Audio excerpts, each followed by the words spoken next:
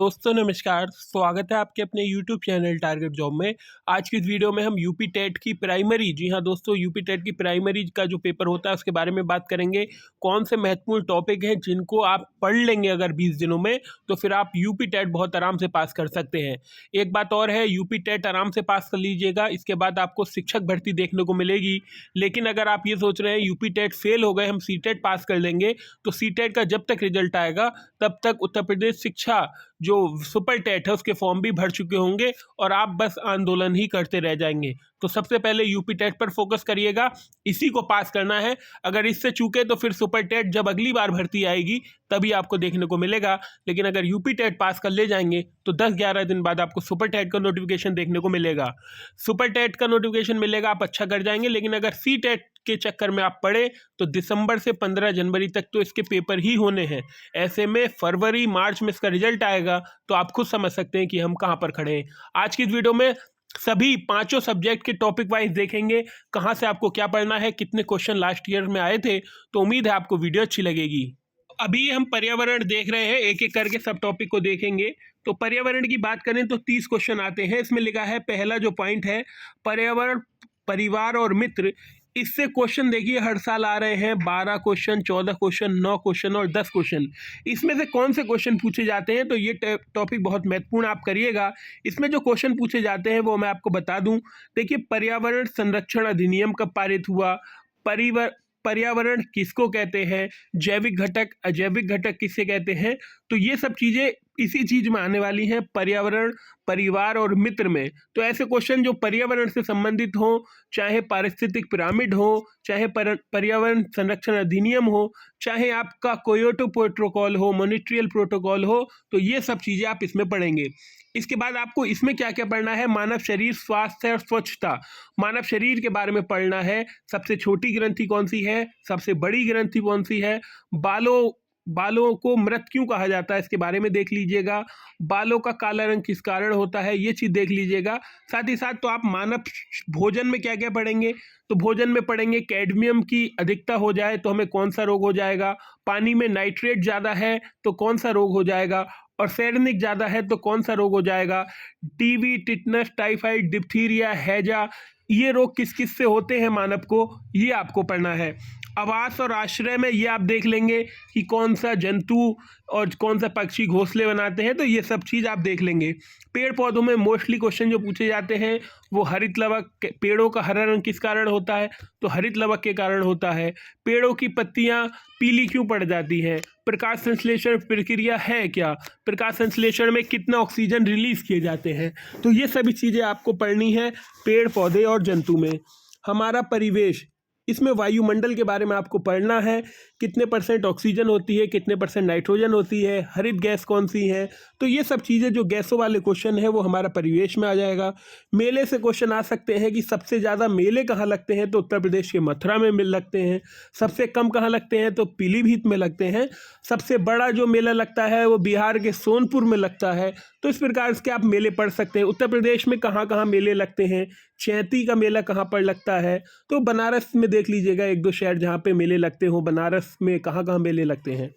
साथ ही साथ बात करेंगे स्थानीय पेशे से जुड़े व्यक्ति। अब देखिए, पर्यावरण पढ़ रहे हैं तो पर्यावरण का ही पढ़ना पड़ेगा। इसमें सुंदरलाल बहुगुणा, चिपको आंदोलन, मेघा पटनाकर, नर्मदा बचाओ आंदोलन, तो इसके बारे में आपको पढ़ना है कि व्यक्तियों ने किस किस में अच्छा योगदान दिया। साथ ही रिसेंटली पर्यावरण में कौन कौन सी चीज़ें चल रही हैं, कौन कौन अच्छा योगदान दे रहा है, जैसे ग्रेटर थेनबर्ग, तो इन सब के बारे में आपको पढ़ना है। जल, तो H2O, जल के बारे में पढ़ना है। जल से कौन कौन सी बीमारी हो जाती है, वो फिर से वही टॉपिक रिलीज होकर आ गए कि पानी में नाइट्रेट की अधिकता हो जाएगी तो क्या होगा, ये सब चीज़ें पढ़नी है। इसी के साथ साथ भारत की नदियाँ, नदियों में सबसे पहले आपको पढ़ना है कि गंगा नदी को भी बंगाल में क्या कहा जाता है, गंगा की सहायक नदी कौन कौन सी हैं, काली नदी किसे कहते हैं, उत्तर प्रदेश से कौन कौन सी नदियाँ गुजर कर जाती हैं। उत्तर प्रदेश में गंगा बिजनौर में एंटर करती है, और गंगा सबसे आखिरी जिला कौन सा उत्तर प्रदेश का, तो कानपुर है।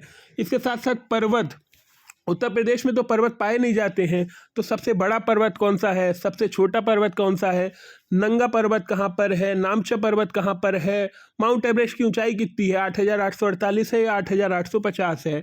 पठार आपको पढ़ने हैं। इसके बाद आ गया वन, वन कितने % पूरे भारत में पाए जाते हैं, शायद 21% पाए जाते हैं।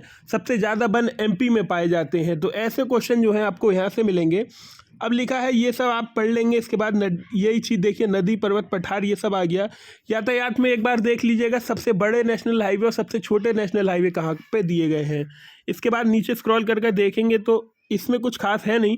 सबसे महत्वपूर्ण चीज़ बस अब आपको पढ़ना है ये वाला टॉपिक।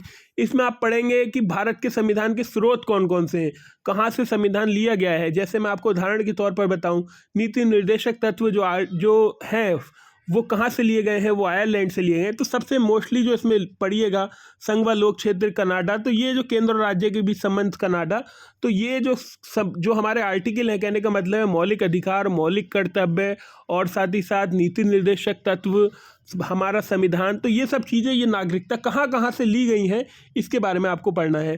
पहली बैठक संविधान को कब हुई थी, अस्थायी अध्यक्ष कौन थे, स्थायी अध्यक्ष कौन से, अंबेडकर जी जो थे उनकी कौन कौन सी समिति थी, प्रारूप समिति का गठन कब किया गया, झंडा समिति का गठन कब किया गया, क्या भारत के नागरिकों को मतदान देने का अधिकार कौन से आर्टिकल में दे रखा है, पहली बार राष्ट्रपति शासन कब लगा, तो ये सब चीज़ें आपको पढ़नी है। तो पर्यावरण आपकी हो गई खत्म। अगले टॉपिक की ओर चलते हैं। देखिए, कुछ छात्रों की मैथ कमजोर है, तो मैथ में क्या करना है, अगर आपको मैथ नहीं आती है, अगर आप आर्ट साइड के स्टूडेंट हैं, तो कुछ टॉपिक तो आपको करने ही होंगे। जैसे देखिए, कैलेंडर कर लीजिएगा, रीजनिंग का टॉपिक आप इसमें यहाँ पे काम देंगे। घड़ियाँ और कैलेंडर रीजनिंग में है, तो आप आराम से एक एक क्वेश्चन तो करके ले जाएंगे। साथ ही साथ आप ये चीज़ देखिए, आपको महत्वपूर्ण चीज़ मैं आपको दिखा रहा हूँ, नीचे स्क्रॉल कर।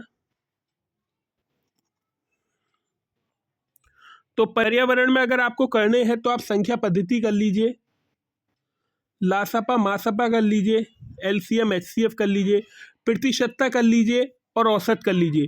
जिसे कुछ भी नहीं आता है, जिसको मैथ नहीं आती और कम समय है, तो बस ये 6 टॉपिक कर लीजिए, आपका जो मैथ है वो पूरा हो जाएगा। इसके बाद अगली और टॉपिक की ओर चलते हैं। देखिए, ये महत्वपूर्ण टॉपिक हैं, ये रह गए थे। तो ये वाले जो महत्वपूर्ण टॉपिक है, ये संख्या, जी हाँ, भिन्न को बटे में जो भिन्न है उसे दशमलव में बदलिए, वर्गमूल, घनमूल, ये सब देखिए। ये जो नियम है प्रतिशतता, लाभ, हानि, ये जरूर कर जाइएगा। ये जो क्वेश्चन ये जो दे रखे हैं, ये वाले चैप्टर जरूर कर जाइएगा, महत्वपूर्ण है। तो ये मैथ हो गई हमारी पूरी कंप्लीट। बात करते हैं हिंदी। ये एक स्कोरिंग सब्जेक्ट है। अब देखिए, अपठित गद्यांश और पद्यांश, मतलब पैसेज एक आना है और लगभग 4 नंबर हमें देके जाएगा। तो क्यों हम पैसेज में अपने नंबर बेकार करें, तो पैसेज को भी कंफर्म कर लीजिए। पैसेज कैसे आप प्रैक्टिस करेंगे, तो 8-10 जब पेपर देने जाएं तो कम से कम 8-10 प्रैक्टिस आपको पैसेज की होनी चाहिए, तो कर लीजिएगा। वर्णमाला की बात करें, वर्णमाला में आपको क्या क्या पढ़ना है।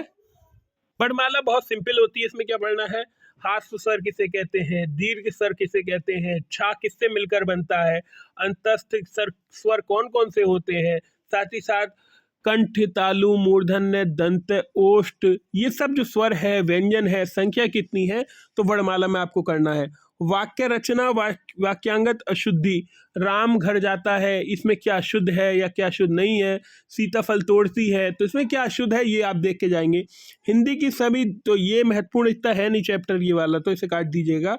विराम चिन्ह, विराम चिन्ह कैसा होता है, कौन कौन से चिन्ह होते हैं, कोष्टक चिन्ह कौन सा होता है, और ये कौन सा चिन्ह है, ये लाघव चिन्ह कहलाता है, ये जो गोल वाला है। तो ये सब चीज़ देख जाइएगा। आदित्य पब्लिकेशन में बहुत अच्छी तरीके से दिया है, तो आप आदित्य पब्लिकेशन को देख जाइएगा। साथ ही साथ अगले टॉपिक की ओर चलते हैं। विलोम, विलोम आप जानते ही हैं, सीधे का उल्टा, उल्टे का सीधा, ये सब आप करके जाएंगे। समानार्थी जिसे हम पर्यायवाची कहते हैं, तुकांत तुकांत नहीं आएंगे ये शब्द। इसके बाद देखिए संज्ञा, संज्ञा के कितने भेद हैं, सर्वनाम, क्रिया, विशेषण, महत्वपूर्ण टॉपिक है, छपेगा क्वेश्चन इससे बिल्कुल, तो ये जरूर देख जाइएगा। वचन, लिंग, कारक और काल, हिंदी में तो मोस्टली सभी इंपॉर्टेंट है और स्कोरिंग सब्जेक्ट है, तो मैं आपको ये सलाह नहीं दूंगा कि आप हिंदी में कुछ छोड़ के जाइए, लेकिन सबसे महत्वपूर्ण चीज़ ये देखिए अपने सामने। लेखकों की रचनाएं बहुत आती हैं, जैसे आवारा मसीहा किसकी है, और ईर्ष्या तू ना गई मेरे मन से, भारतवर्ष की उन्नति, ये सब जो चैप्टर आपने पढ़े होंगे, 12th में भी पढ़े होंगे। साथ ही साथ हरिवंश राय बच्चन की जो अमिताभ बच्चन जी के पिता थे, उनकी कौन कौन सी कृति है, सूरदास का जन्म कब हुआ था, 1478 में हुआ था, तो ये बनारस में किसका जन्म हुआ था, कबीर का हुआ था, रसखान का हुआ था, तो ऐसे क्वेश्चन आ सकते हैं, तो आप इसको पढ़िएगा। साथ ही साथ तो महत्वपूर्ण चीज़ हिंदी के बारे में मैंने आपको बता दी। ये चार्ट की PDF मैं आपको टेलीग्राम ग्रुप जो है डिस्क्रिप्शन में, उसमें डाल दूंगा, आप इसे देख भी सकते हैं बार बार। बाकी हिंदी अपनी हो गई। अब हम चलते हैं नीचे की ओर, जरा स्क्रॉल कर कर। बाल विकास में आपको क्या क्या पढ़ना है, तो बाल विकास देखिए ये महत्वपूर्ण चीज़ें हैं। बाल विकास अर्थ और आवश्यकता, बाल विकास और उनके कारक, सीखने के अर्थ और सिद्धांत, शिक्षण के अर्थ और सिद्धांत, प्रविधि, मूल विधि, समावेशी शिक्षा, अधिगम।